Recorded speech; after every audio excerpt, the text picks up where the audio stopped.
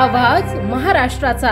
नमस्कार, मी सुधा संध्या लाईव्ह मध्ये आपल्या सगळ्यांचं स्वागत। मराठा आरक्षणाची जुनी मागणी पुन्हा चर्चेत आणत आंदोलनकर्ते मनोज जरांगे आणि समर्थक मुंबईच्या दिशेने निघालेत। अशातच जरांगेंची भेट घेणार का असा प्रश्न उदय सामंत यांना विचारण्यात आला। या प्रश्नाचं उत्तर उदय सामंत यांनी दिलं आहे। जरांगे यांनी पुण्यात आंदोलन सुरू केलेले आहे, मुंबईच्या दिशेने भेट घेणारे अशी माहिती तुम्ही आणि राधाकृष्ण। नाही, मी देखील आपल्याच माध्यमातून बघितलं की मी त्यांची भेट घेणार आहे, पण मला असं वाटतं की मनोज जरांगे पाटलांनी जे आंदोलन केलेलं आहे त्याच्या पार्श्वभूमीवर पूर्वीचे आंदोलन झालं होतं, त्याच्यातल्या अनेक मागण्या माननीय तत्कालीन मुख्यमंत्री एकनाथ शिंदे साहेबांनी पूर्ण केलेल्या आहेत। देवेंद्रजी देखील मराठा समाजाला न्याय देण्यासाठी त्यांच्या नेतृत्वाखाली आम्ही आज काम करतोय। परंतु एक महत्त्वाची गोष्ट अशी आहे की आज मुंबईमध्ये गणेशोत्सवाचा मोठा समारंभ आहे आणि गणेशोत्सव हे हिंदू धर्माचं प्रतीक आहे, त्याच्यामुळे जनतेला त्रास होणार नाही अशी भूमिका त्यांनी घ्यावी ही आमची सगळ्यांची देखील विनंती आहे।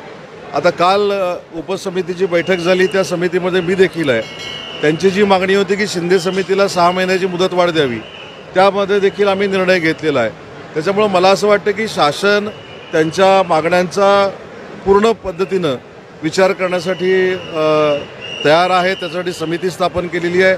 जे जे आम्हाला शक्य आहे ते मराठा समाजासाठी आम्ही करणार आहोत आणि 10% आरक्षण जे आहे ते माननीय एकनाथ शिंदे साहेबांनी देऊन दाखवलेलं आहे मराठा समाजाला।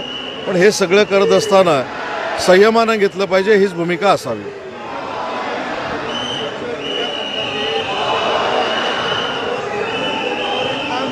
देवेंद्र फडणवीस साहेब हे राज्याचे मुख्यमंत्री आहेत। मी एक आठवण करून देतो की सगळ्यात पहिल्यांदा मराठा आरक्षण जे महाराष्ट्रामध्ये दिलं गेलं आणि जे टिकवलं गेलं सत्तेत असेपर्यंत, त्यांचं नाव देवेंद्रजी फडणवीस होतं आणि त्याच्यानंतर दिलेला शब्द पाळणारे एकनाथ शिंदे साहेब होते। त्याच्यामुळे मराठा समाजाच्या निमित्तानं देवेंद्र फडणवीस साहेब हे सकारात्मक आहेत। त्याच्यामुळं देवेंद्रजी हे राज्याचे मुख्यमंत्री असताना त्यांच्याबद्दल वाईट भाषेमध्ये बोलणं हे योग्य आहे असं मला वाटत नाही।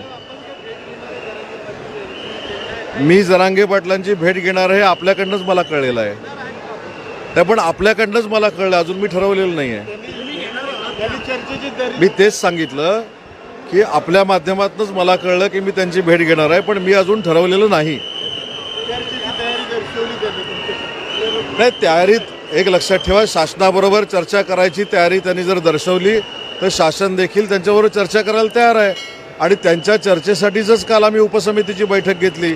6 महिन्याची शिंदे समितीला आम्ही मुदतवाढ दिलेली आहे, त्याच्यामुळे त्यांनी देखील कोणाबद्दलही गैरसमज करून घेऊ नये। ताज्या आणि महत्त्वपूर्ण बातम्या पाहण्यासाठी आजच आमच्या संध्या लाईव्ह न्यूज चॅनलला YouTubeवर सबस्क्राईब करा आणि बेल आयकॉन प्रेस करा।